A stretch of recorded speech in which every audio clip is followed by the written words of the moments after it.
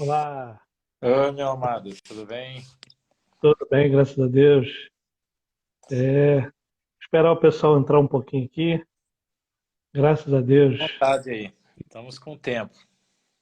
É, né? E como é que estão as coisas aí?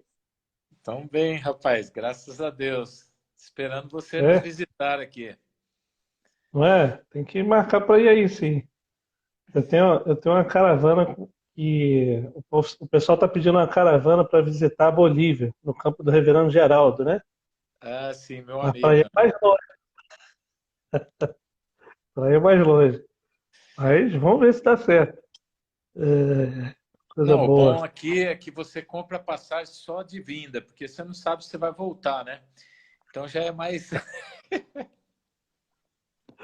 É, fica mais em mas conta. não é? O mais em conta. E o senhor está bem por aí, né? Estamos bem, graças a Deus. O senhor é da região aí mesmo? Na verdade, eu sou carioca, Ah, né? carioca. Sou carioca. Eu vim para cá a convite da igreja, né? De uma congregação primeiro e depois eu vim. Estou pastoreando a igreja presbiteriana de Araçás, né? Vai fazer 3 anos. Tem 3 anos que eu estou lá. Eu fui ordenado tem 2 anos, vai fazer 3 anos agora, né? Ah, sim. Você fez seminário no Rio. E seminário no Rio, né? Presbiteriano do Rio. É, o ano E é, passado eu levei um irmão do presbítero nosso do Paquistão, numa igreja que nós plantamos lá, e aí tivemos oportunidade de falarmos no seminário lá do Rio também com ele. legal. Foi muito bom com os alunos lá. Foi bacana. Isso é bom. O Deus pessoal tá gosta abençoando. muito. Reverendo Homer, né? É o diretor de lá É, também agora. muito missionário ele, visão. Ele é bom, muito bom. E me diz uma coisa, como é que estão as coisas aí com relação à pandemia? Está afetando muito? Como é que tá as coisas por aí? Então, assim, afetou um período aqui, mas eu creio que nós estamos já passando desse período mais crítico, né? Uhum. Nós ficamos assim com um isolamento social assim, muito rígido mesmo. Primeiro, o governo fechou tudo e quem saía na rua assim era preso. Foram assim, nem farmácia, nem mercado, nada no início. E para ter uma ideia, assim, tinha um telefone, se você precisasse de alguma emergência, você tinha que ligar para esse telefone. Aham. E eu não sabia, assim, mas eu abri a janela um dia de casa e tinha um tanque do exército e 2 carros E- de polícia. Aí eu fiquei ai, curioso o que era aquilo. O meu vizinho pediu uma caixa de remédio. Aí veio um ah, tanque do exército e 2 carros de polícia para entregar. E eu rapaz. fiquei pensando assim, nossa, imagine se alguém tiver muito doente precisando no hospital, eles vão trazer o exército. Mas aí depois eles foram flexibilizando um pouquinho mais e Aham. ainda a gente está assim no regime assim de horários, nós temos um determinado horário para sairmos durante o dia e também a idade, né? Por exemplo, mais jovens de que 16 anos não pode sair, nem mais que acima de 53 anos também não pode sair. 52, desculpa. E mas tudo está indicando que depois do Ramadã, agora, né, que está terminando já o Ramadã, dia 23 começa já as festividades pós-Ramadã, aí o governo está sinalizando que tudo vai voltar ao normal. E eles zeraram o número de pessoas infectadas aqui. Legal. Então, assim, foram muito rígidos, difíceis. O aeroporto está fechado até hoje. Tem gente que veio aqui para passar 4, 5 dias, está quase 2 meses aqui preso. É mesmo. Que legal. Muita gente Mas, vem para turismo, pode né? falar. E acabou Aham, ficando. que legal. Mas que bom. Bom que o senhor está bem, está por aí. Vamos orar, fala com Deus. Olha para a gente estar conversando mais um pouco aqui. Vamos sim, vamos sim. Deus, muito obrigado por esse tempo que o Senhor nos dá com o pastor Marcos e os irmãos da igreja. Nós te louvamos porque o Senhor nos dá esse recurso para podermos conversar de tão distantes que estamos, ó Pai. 17 mil quilômetros de distância, mas a gente consegue usar esse recurso para conversarmos aí em tempo real. Isso é um privilégio, e algo muito bom, muito precioso e que nós queremos usar cada vez mais essa tecnologia, ó Pai. Nos ajude agora na nossa conversa, que seja edificante e que o Senhor fale ao nosso coração também através desse bate-papo aqui informal, Deus. A nossa oração em nome de Jesus. Amém. Amém. Amém. Louvado seja Deus. Me diz Amém. uma coisa, como é que tudo começou para o senhor? Com relação ao chamado, ao ministério, à vocação ministerial, como é que isso aconteceu? Fala um pouquinho para a gente aí. Vamos lá. Então, eu venho de uma família bem grande, né? Meus pais tiveram 9 filhos. E eu sou o número 7 da família. Eu costumo dizer que é o número da perfeição, então por isso que eu gosto, né? Mas no ano que eu nasci, a minha mãe ela mudou de casa, meus pais, e minha mãe teve contato com a igreja, primeira vez com a igreja, e foi até interessante que a igreja bem pequena na época, tinha uns 20 membros, e aí chega minha mãe e meu pai com 9 filhos, assim, quase dobrou o tamanho da igreja já, né? Só com a nossa Uhum. família. E ali eu fui crescendo, então, num ambiente cristão, assim, né? Aprendendo a palavra e tudo. Aí a nossa casa sempre foi muito próxima da igreja, então eu fui presidente da UCP, da UPA, fui batizado, tudo. E aí, na minha adolescência, eu me desviei. E aí fiquei 5 anos andando longe do Senhor. E aí, aos 19 anos, Deus me chamou de volta numa experiência assim bem profunda, numa madrugada. Estava na rua com os amigos e tal, e Deus, aquele dia, assim, me trouxe de volta mesmo, transformado. E aí eu voltei para o Senhor, voltei para a igreja, e aí surgiu uma oportunidade de irmos para uma conferência missionária em Atibaia, no interior de São Paulo, no Palavra da Vida, né? Bem conhecido. E eu não tinha, assim, não sabia nada sobre missões. Eu queria mesmo só ir num congresso, porque ia falar de Deus e tal, aquele desejo, né? E aí, mas assim, não tinha condições assim financeiras também para ir e participar. E aí a mulher que estava organizando nos últimos dias lá das inscrições, ela chegou para mim e disse só, olha, Osni, tem uma pessoa que pagou o transporte, tudo, e não vai poder ir, você não quer ir? Falei, nossa, é o que eu mais quero ir, né? E eu acabei indo nessa conferência, era o pastor Edson Queiroz, um pastor da Igreja Batista, que está na glória já, né? E aquela conferência foi especificamente para falar sobre missões em povos não alcançados. E aí, no último dia, né, teve um apelo, ele fez um apelo para quem quisesse pisar no campo missionário. Não foi um apelo para orar, não foi um apelo para investir, mas ele diz, eu só quero que venha aqui na frente quem vai pisar no campo missionário. E aí, né, começou o teclado tocar, nós éramos, assim, mais de 400 jovens, aquele momento emocional, assim, né?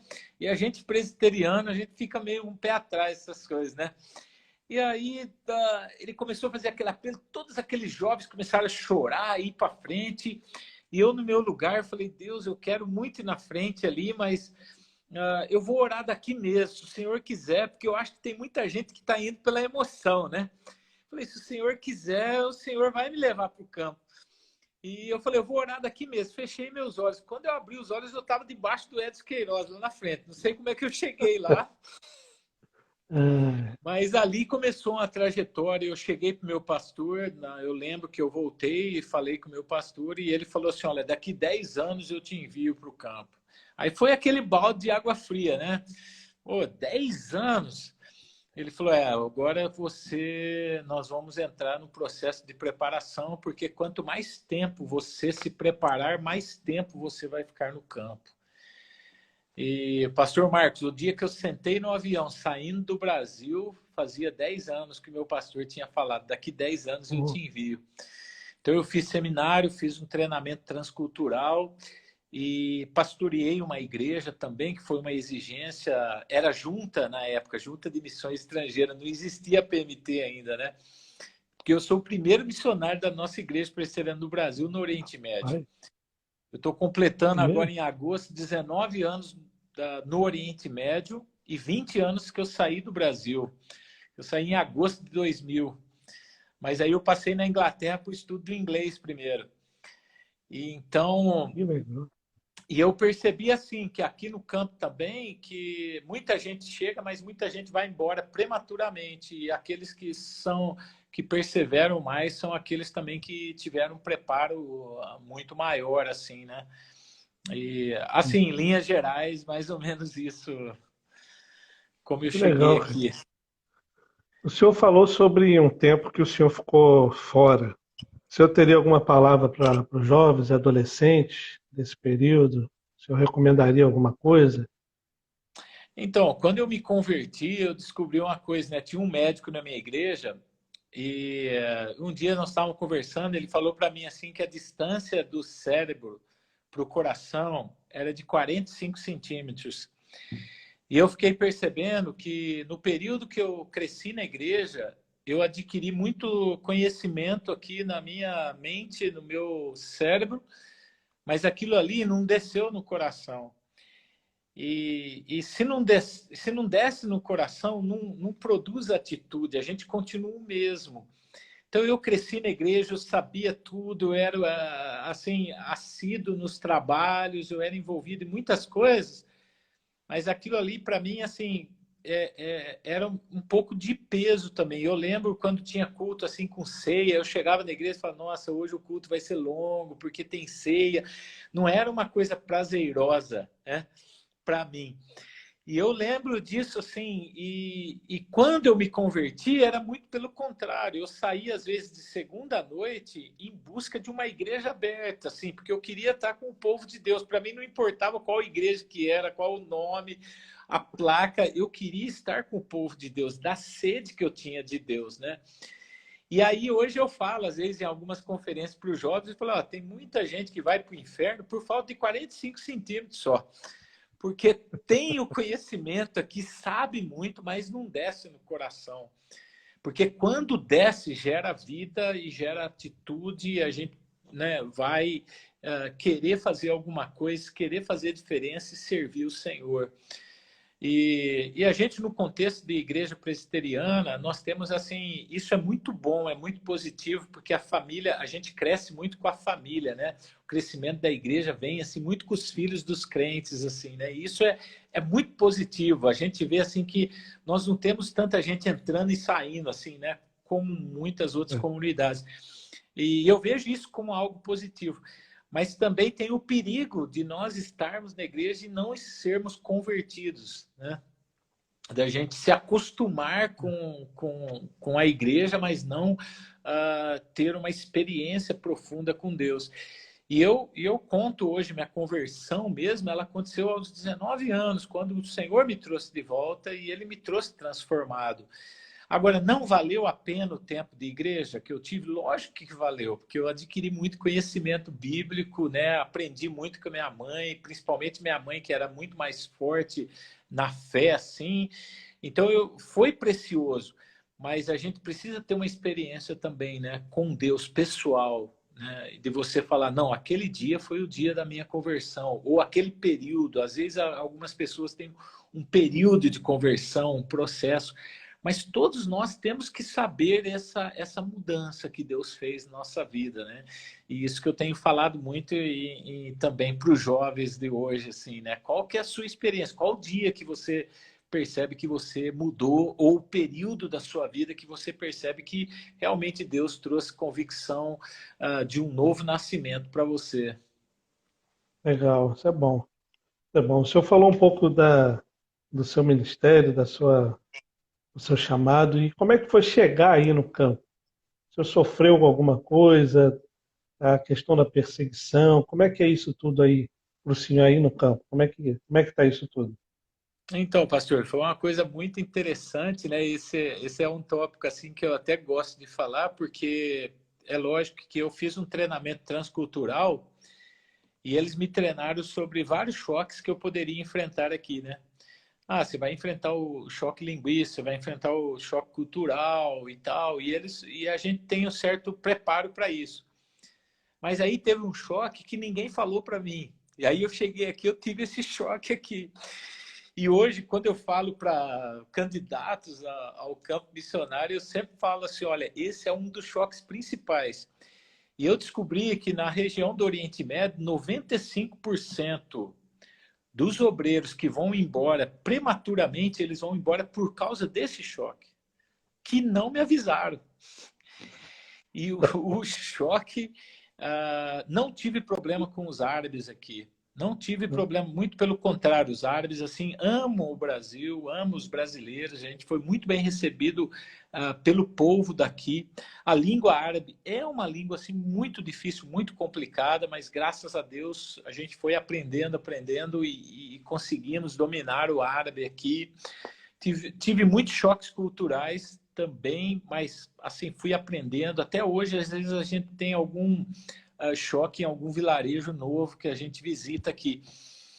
Mas o principal choque que eu tive e que é o que eu tenho tentado preparar e alertar os novos candidatos para o campo são os outros missionários, entendeu?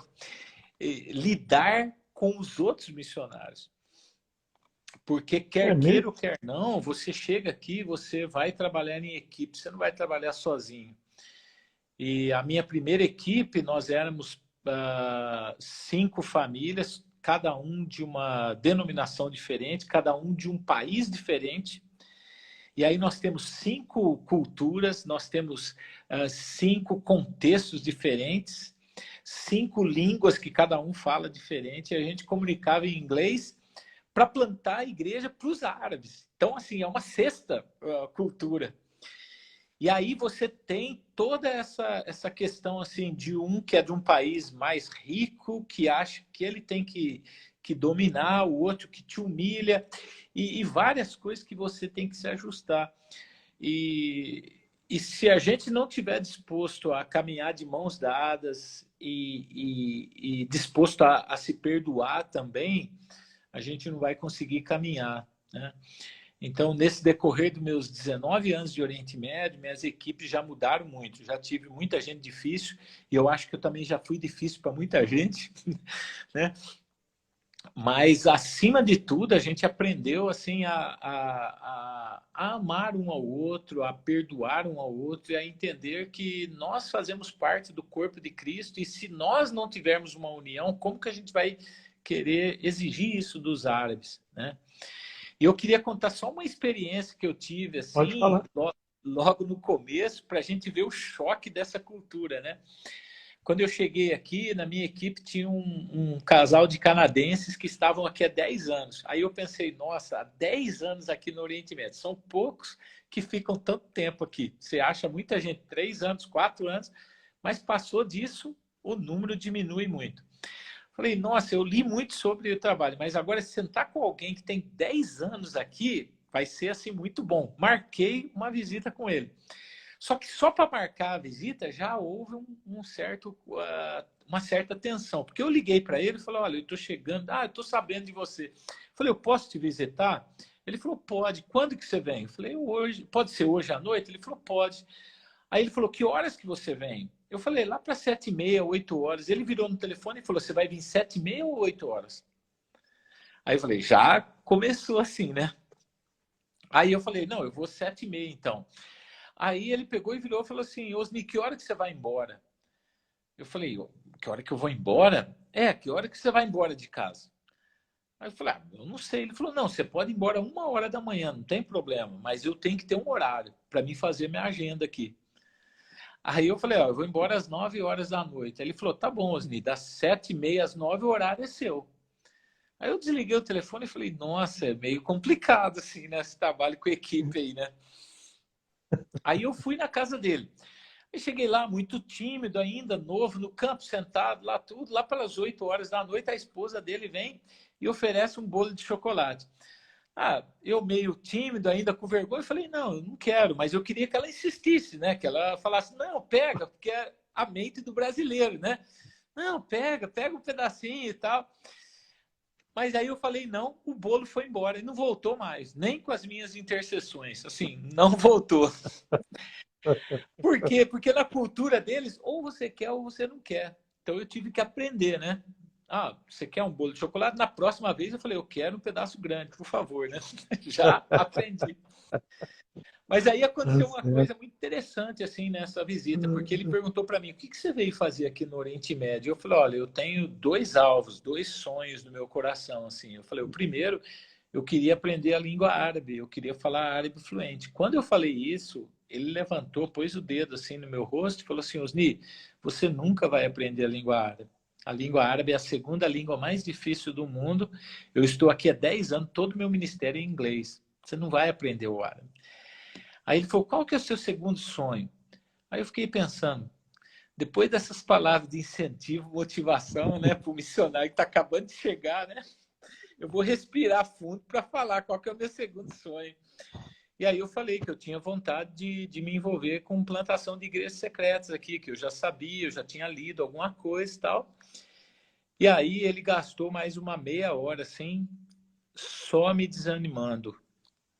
E aí no final ele falou, tem mais algum sonho? Eu falei, não, por hoje é só, muito obrigado, eu vou embora, né? É, Mas assim, nessa experiência, eu percebi assim que um dos maiores obstáculos que a gente vai enfrentar no campo é a equipe, é aquele outro que está do seu lado trabalhando com você. E, e se a gente pensar, pastor, no ministério em geral, né, em geral, às vezes nós como líderes, muitas vezes há uma disputa e não um caminhar juntos, né? Parece que eu não quero ver a sua igreja indo bem ou crescendo, né? Quando sua igreja está indo mal, aí que eu fico feliz, mas não deveria ser assim, né?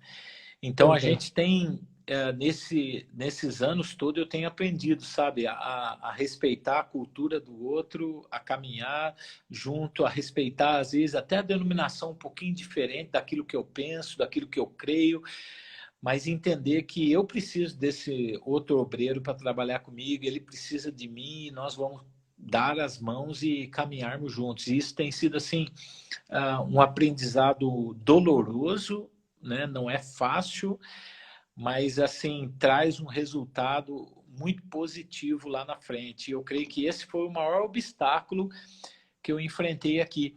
E é o que eu tenho visto até hoje, é que a maioria dos obreiros que decidem ir embora não é porque eles tiveram problema financeiro, não é porque eles tiveram problema com os árabes ou com a língua, que é difícil, mas muitas vezes é relacionamento entre líderes aqui.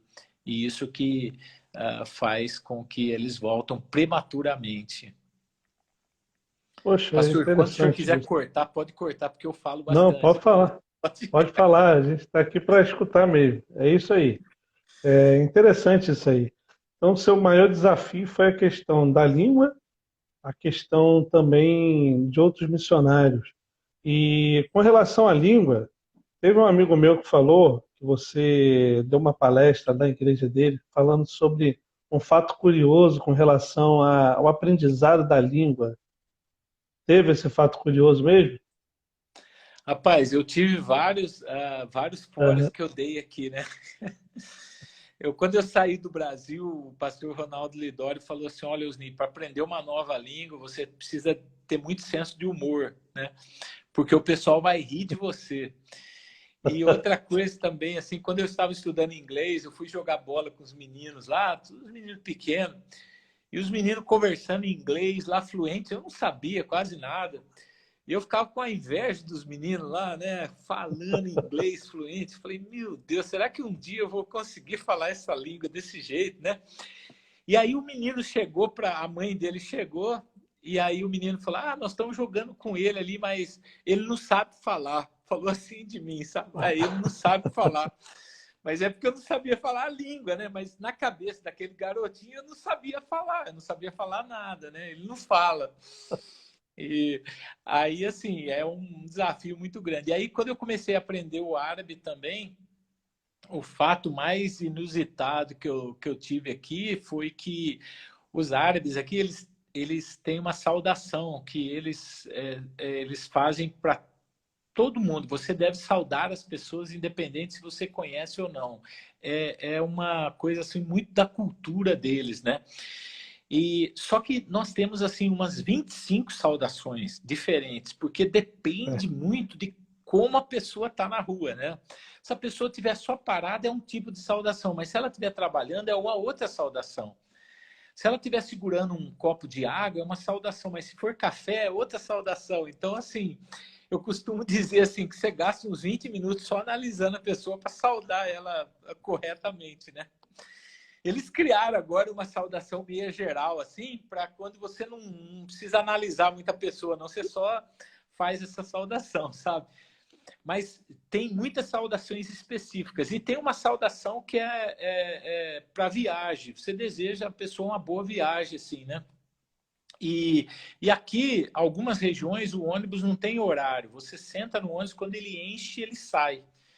Então, assim, se você vai para um lugar e você precisa ir rápido, assim, você tem que orar para bastante gente querer ir no mesmo lugar que você vai para o ônibus encher mais rápido, senão você não sai do lugar, né? Mas eu já cheguei a entrar no ônibus 8 da manhã e o ônibus sair 2 da tarde, né? Às vezes a gente até propõe para o pessoal no ônibus, ó, vamos pagar esses 2 assentos para a gente ir embora, entendeu? Porque fica lá esperando encher o ônibus, né? E aí você senta no ônibus, cada pessoa que entra, você deve saudar ela, você deve desejar uma boa viagem. E a saudação ela é assim, Inshallah tituafak. Tem que fazer esse no final. E esse no final, ele é uma letra em árabe. É uma letra assim chata de pronunciar. E às vezes ela aparece no meio da palavra. Então você fala um pedaço da palavra, faz e continua a palavra. É horrível. Aí eu fui falar com a minha professora de árabe e ela falou assim, olha, Osnia, esse ele, se você não pronunciar, em muitas palavras, o significado não muda. É a mesma coisa. Pronunciando ou não, é a mesma coisa. Ela falou em muitas palavras, mas eu guardei para mim todas. Eu falei, eu não vou mais usar esse eu vou deixar e vou só deixar ele silencioso mesmo, como o H no português, né? E aí eu estava no ônibus lá, só que nessa saudação do ônibus, se você falar Inshallah tituafak com o significa eu espero que você tenha uma boa viagem, uma viagem abençoada. Só que sem o significa eu espero que você morra nessa viagem, porque muda o verbo. Mas eu não sabia. E aí eu estou no ônibus lá, as pessoas entravam e falavam, espero que você morra nessa viagem. E a resposta é, você também. Então, assim, a gente ia morrer juntos, né? Até que entrou um rapaz, e eu percebi, assim, que cada um que eu cumprimentava, ele respondia, mas meio rindo. E eu falei, nossa, eu acho que eles estão rindo do meu sotaque, né? Porque o árabe já é a minha terceira língua. E aí, quando entrou um rapaz, eu falei, ele não me respondeu.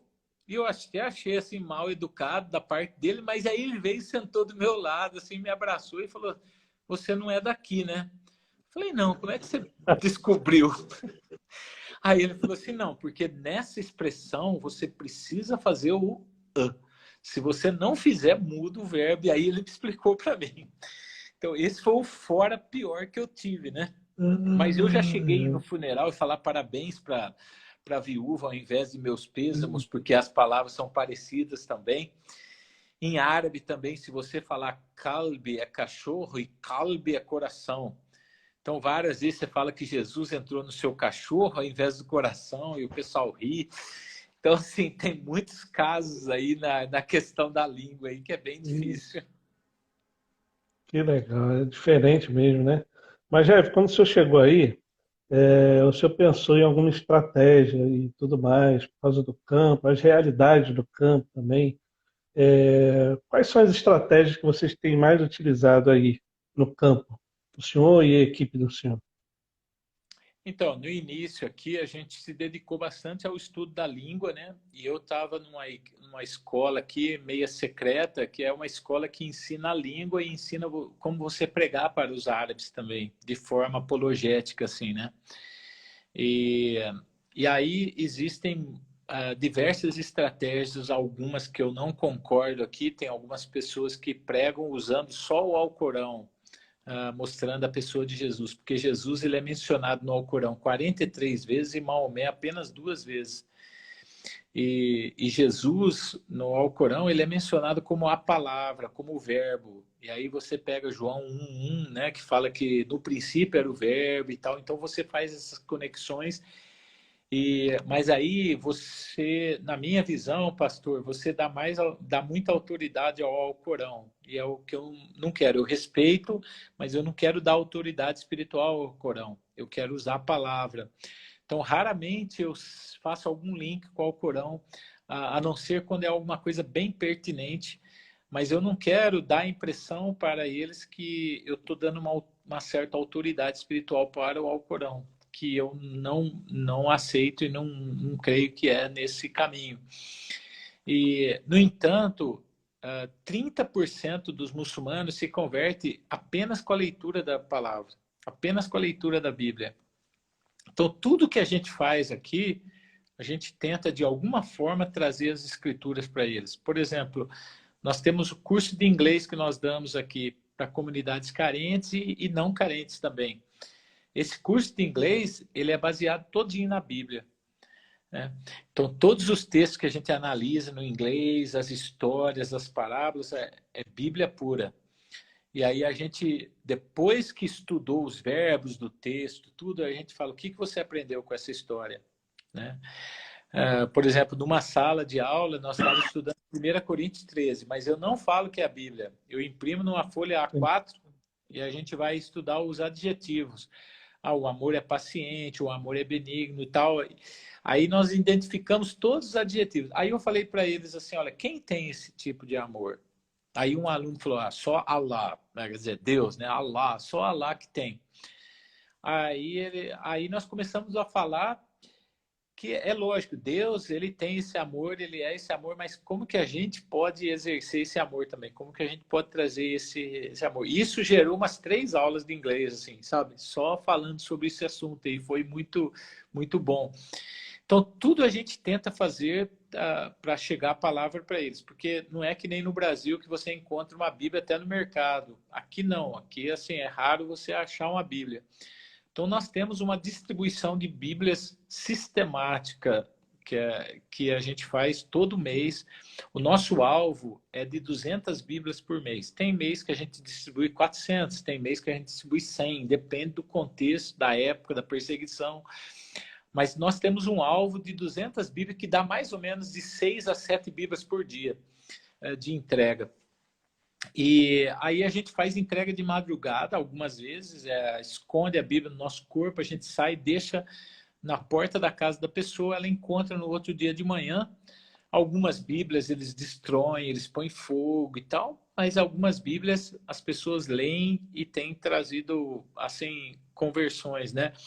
E muita gente que chega para a gente, às vezes, fala, eu encontrei essa Bíblia aqui, comecei a ler, ou fala esse livro, né? Eles não falam Bíblia, encontrei esse livro, comecei a ler e tal, e a gente sabe que foi do fruto da nossa distribuição. Então, uma das primeiras estratégias que a gente usa aqui é realmente fazer com que a palavra chegue a eles, né? Nós temos sistema de mensagem no celular que a gente manda um torpedo com versículo bíblico para 700, 800 pessoas de uma vez.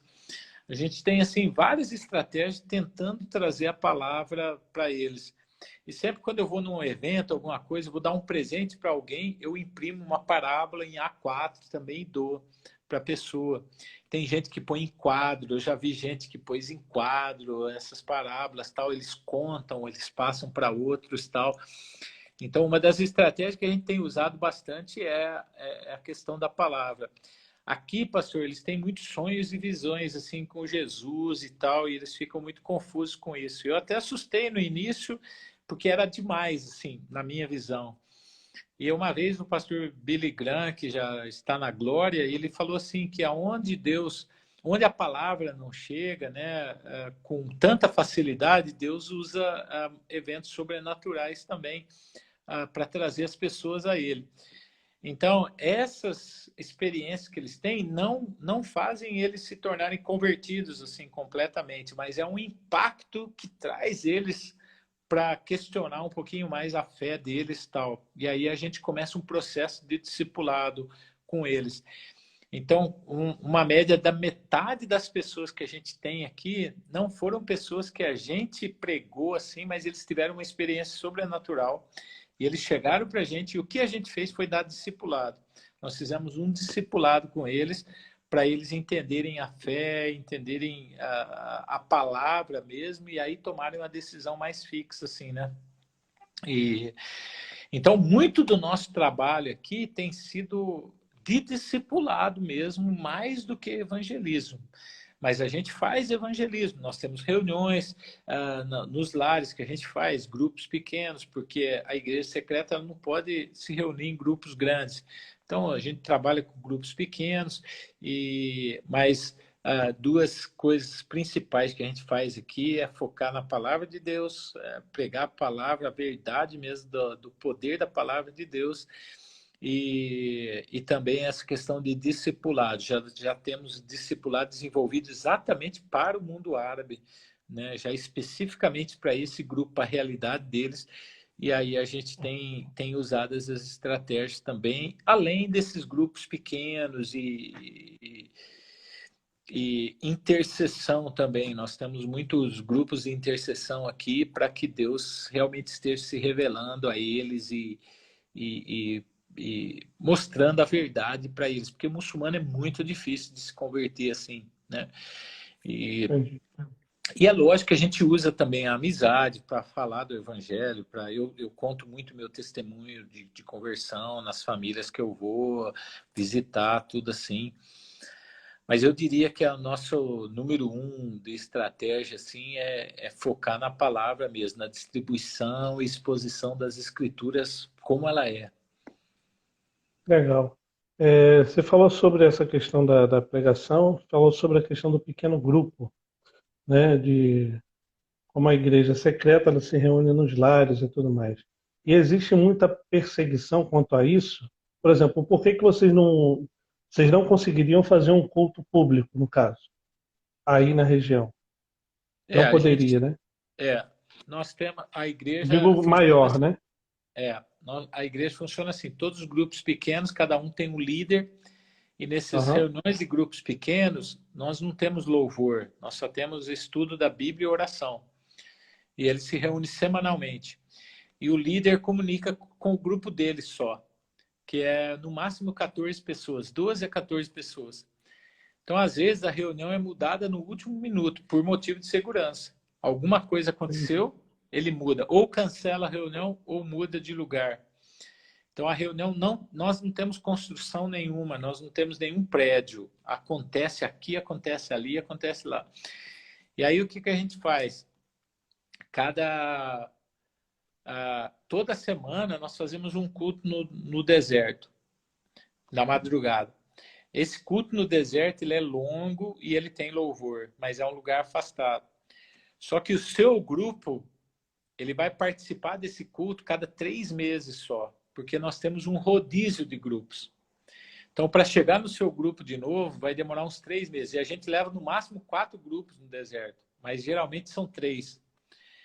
Então, lá no deserto que eles vão ter, nós temos ministração da ceia, nós temos batismo dos novos convertidos, nós fazemos testemunho, né, de conversão, aqueles dão testemunho. Testemunho a gente precisa controlar um pouco, porque o árabe, quando dá um breve testemunho, é uns 50 minutos. Então, você já viu, né? Precisa controlar um pouquinho. E aí a gente tem a pregação da palavra. E lá no deserto tem louvor, assim, bem longo também, porque eles não louvam nos grupos pequenos. Então, uma pessoa que participa de um grupo aqui, nosso, secreto, ele participa de 3 ou no máximo 4 cultos com louvor por ano. Então, assim, isso é uma coisa assim, quando eles têm a oportunidade de um culto com louvor, é uma coisa assim muito preciosa para eles, né? Legal. E quando eu vou no Brasil, eu vejo que privilégio que a gente tem de poder assim, sempre louvar a Deus com tanta liberdade que nós temos, né? Mas esse culto acontece toda semana. Mas aí o seu grupo que não vai conseguir participar, né? Então vai fazendo um rodízio dos grupos e aí a gente tem esse culto. Então esse é o único culto mais longo, com a exposição das escrituras e tal. E aí nós temos grupos pequenos. A maioria dos grupos pequenos são só homens. E aí nós usamos a estratégia do Antigo Testamento. Os homens pegam o estudo bíblico e eles levam para a família deles toda, né?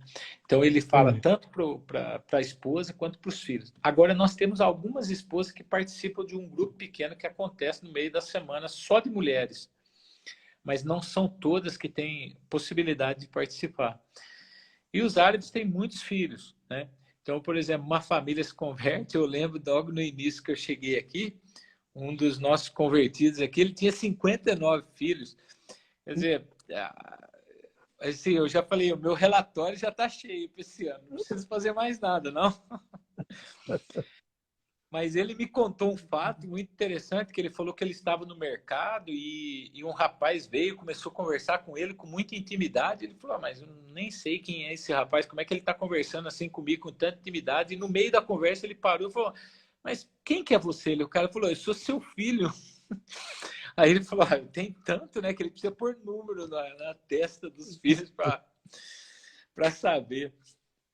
Mas, assim, as famílias são muito numerosas e trabalhar com crianças também é muito perigoso. Então, a criança, ela fala mais, né? Ela é espontânea. Então, a gente só trabalha com filhos dos cristãos, entendeu? Quando alguém se converte, aí a gente trabalha com os filhos. Mas nós não temos um trabalho forte de evangelização para crianças assim que os pais não se converteram ainda. Nós temos alguns eventos no ano que nós fazemos aqui, que é um evento um pouco social e evangelístico também. Mas é mais social, porque ele é muito perigoso, e é só com crianças.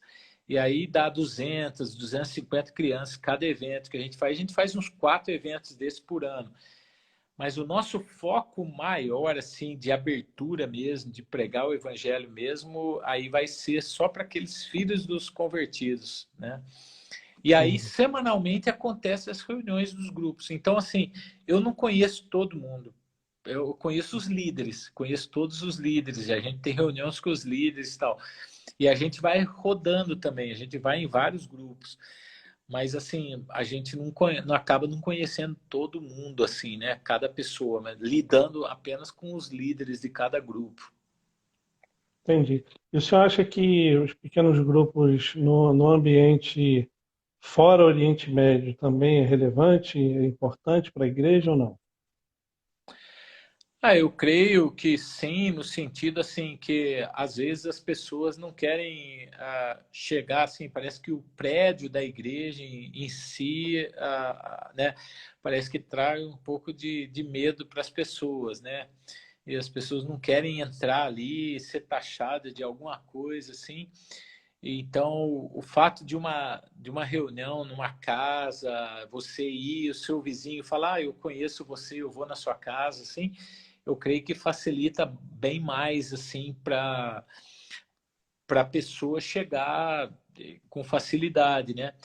E, por exemplo, nessa pandemia que a gente está vivendo, o nosso trabalho não mudou muito, porque os líderes, os grupos são meio geograficamente separados. Então, o líder mora próximo. Então, o que ele fez? Nós não estamos reunindo como grupo, mas ele está visitando cada família e fazendo um culto com elas. Então, ele pega 7 dias na semana e a orientação aqui é uma família só por dia, né? Então, ele foca numa família, depois ele vai e foca na outra, mas na semana ele consegue cobrir o seu grupo. Então, basicamente, o nosso trabalho não parou. Ele continuou assim, né? É lógico que tem algumas limitações, dificuldades com horário e tudo, mas até nisso nos ajudou, porque a nossa estrutura ela é só de grupos pequenos. E eu creio que é muito válido ainda essa questão de grupos pequenos. Mas eu gosto do conceito da igreja junta também, né? Sim, De não ficar só no grupo pequeno. Eu creio que essa comunhão de toda a igreja junto também é muito importante, né? E faz bem e traz crescimento para nós, né? legal. Me diz uma coisa, no campo aí onde o senhor está, qual seria o seu maior sonho no campo? Para a igreja local? O que o senhor pensa sobre isso? Assim, a gente, assim, no decorrer desses anos aqui, eu vi alguns sonhos meus serem assim realizados, né? E, e eu creio que o meu último sonho mesmo é ver uma igreja totalmente nas mãos dos árabes, sabe? Sem a dependência ainda dos estrangeiros. Em algumas regiões nós já chegamos nessa realidade, né? A gente já criou uma missão aqui que treina os árabes e envia eles como missionários, como obreiros, né? E hoje nós temos 32 famílias trabalhando de tempo integral que são árabes. Eles já sabem a língua, eles já sabem a cultura, tudo. E algumas regiões, eu vou citar um país aqui, por exemplo, no Iêmen, nós tínhamos assim um grande número de estrangeiros, né, trabalhando no Iêmen. Depois que a guerra começou, por exemplo, só numa cidade do Iêmen, a gente tinha quase 100 famílias de obreiros trabalhando. E reduziu a uma família. Então, de quase 100 famílias, ficou uma família só quando a guerra começou. Só que desde quando a guerra começou, o Iêmen, a igreja foi uma das que mais cresceram na região aqui. Né? A igreja Entendi. basicamente triplicou quando os estrangeiros saíram. Porque os nativos, eles tinham até um certo receio de assumir a liderança com o estrangeiro ali. Sim.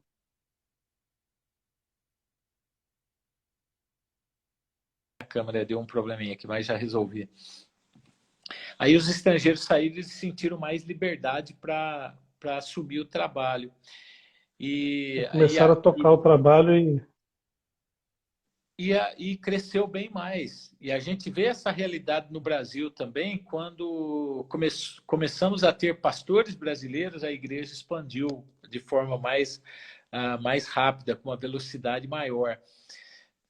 E isso nós já temos em várias regiões aqui, onde a igreja está totalmente nas mãos dos nativos. E o meu sonho seria assim, que nós, como estrangeiros, seríamos apenas um apoio, mas todo o trabalho estaria na mão deles e a gente estaria aqui apoiando, caminhando com eles. Estamos chegando nisso, eu creio. Nós estamos caminhando para isso daí, mas não chegamos lá ainda não. legal. Você sonha então com uma igreja local, né?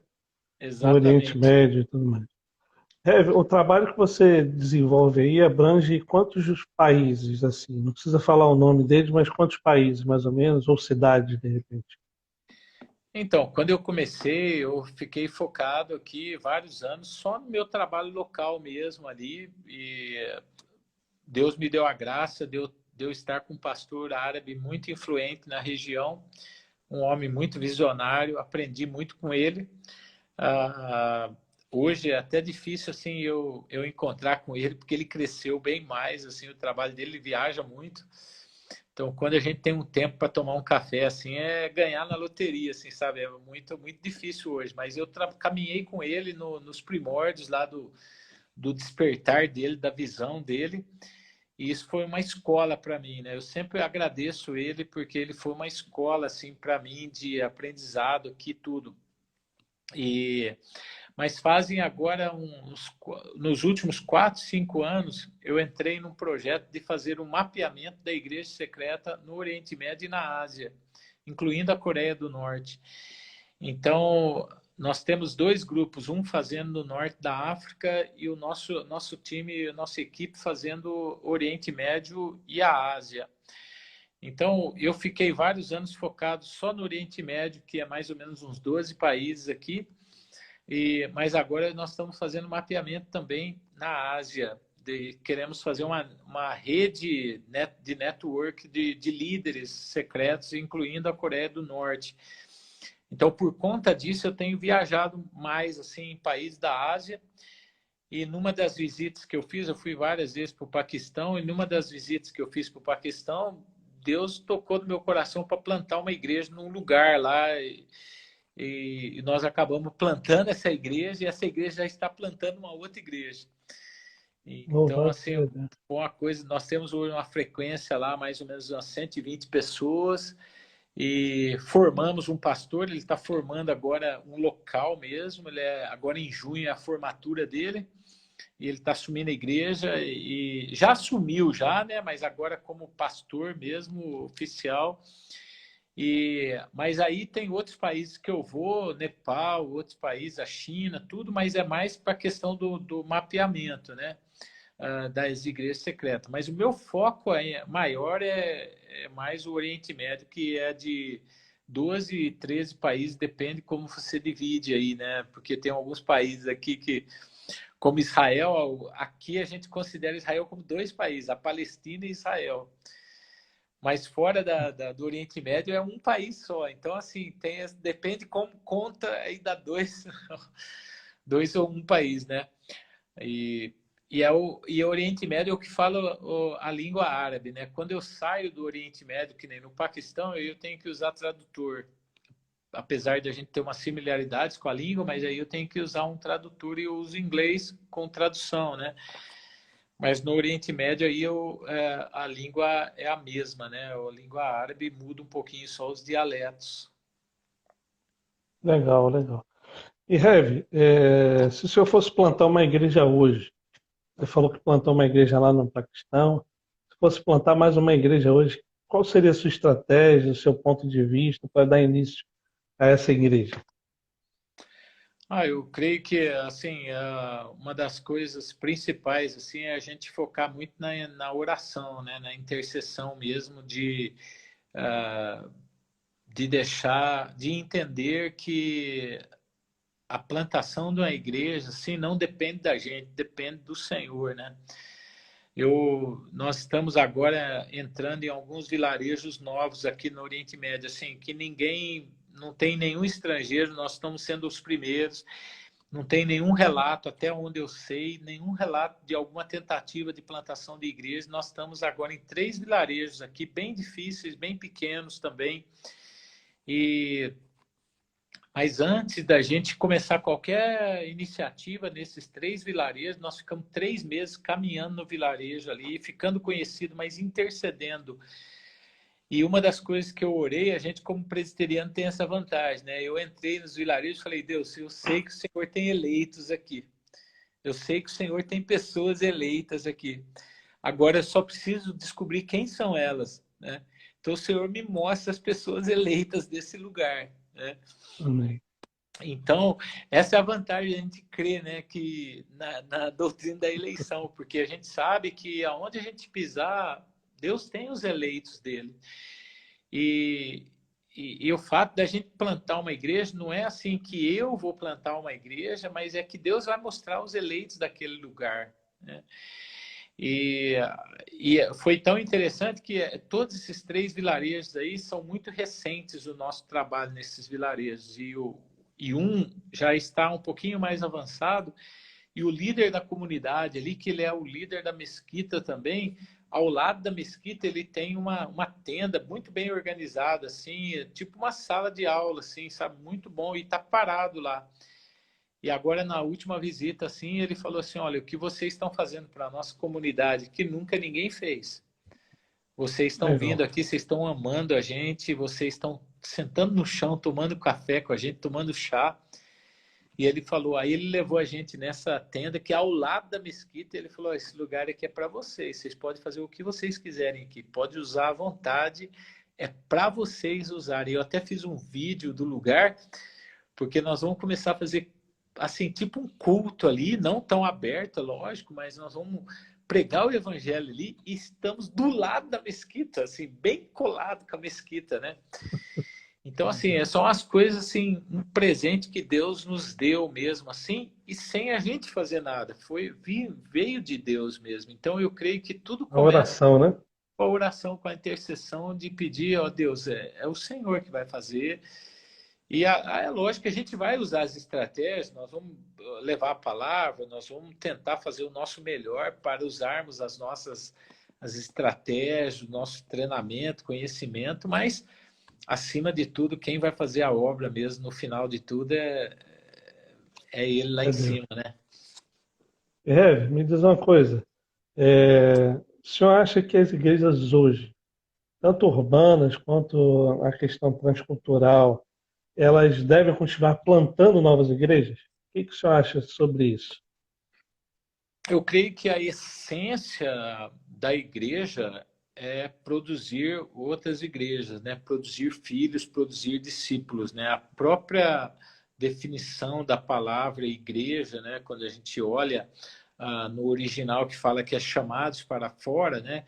Quer dizer, nós somos chamados para sermos diferentes fora, né? E eu gosto de eu não estive nessa igreja, mas eu já ouvi relatos de uma igreja na Coreia do Sul, que quando acaba o culto, que os irmãos vão saindo assim, bem na porta da igreja, em cima da porta da igreja está escrito assim: você está entrando num campo missionário. E na realidade eles estão saindo da igreja, eles estão entrando num campo missionário.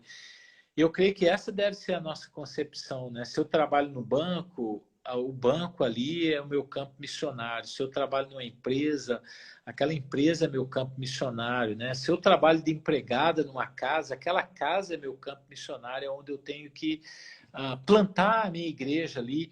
E igreja não no sentido da construção, né, do templo, mas é plantar essa mensagem de salvação para a vida das pessoas, né? Então, eu creio que sim, porque essa é a essência da igreja. A gente perde o sentido se a gente for uma igreja sem plantar outras igrejas, sem fazer discípulos, né? Porque essa é a essência para a qual Deus nos criou e nos chamou, né? Amém. Louvado seja Deus. Rev, a gente está acabando nosso tempo. Eu vou orar Sim, pela sua vida, por todos aí, pelo campo. E aí, se der tempo, a gente conversa um bocadinho mais. Tá bom? amém, amém. E Vou vamos orar por esperar a você visita de agora. vocês aqui, hein? Isso aí. Depois da Bolívia. Tá certo. Vamos orar então, vamos falar com Deus, tá Amém, bom? amém. Pai eterno, Deus Santo, em nome de Jesus, abençoe o reverendo Osni, Pai, o campo missionário onde ele está, ali no Oriente Médio. Pai eterno, que em nome de Jesus, o Senhor dê estratégias e principalmente dê a tua palavra no coração do teu filho, de todos os líderes daquele campo. Pai Amém. eterno, em nome de Jesus, abençoe essa região, Pai, que o reverendo Osni e toda a equipe possam ver o fruto do trabalho dele, Senhor, mas da conversão de pessoas, que pessoas possam se render aos teus pés, ó Pai. Que o Senhor Amém. chame essas pessoas ao teu rebanho na face da terra. Abençoe o reverendo Osni, todo o campo, para o louvor da tua glória, em nome de Jesus que nós oramos. Amém, Amém. Senhor. Amém. Amém, Pai. Amém. Eu acho que a Obrigado. gente tem um minuto por aí. Mas, Mas ó, foi muito bom bom, falar com o pastor, senhor. estar com vocês aí. Espero que a gente se conheça pessoalmente aí Isso, vamos sim. no futuro breve. Isso aí. Foi bom conversar com o senhor. Um abraço para todos, todo mundo aqui que esteve na nossa live. Deus abençoe e guarde vocês. Que essa vocação missionária nasça no nosso coração, né, reverendo?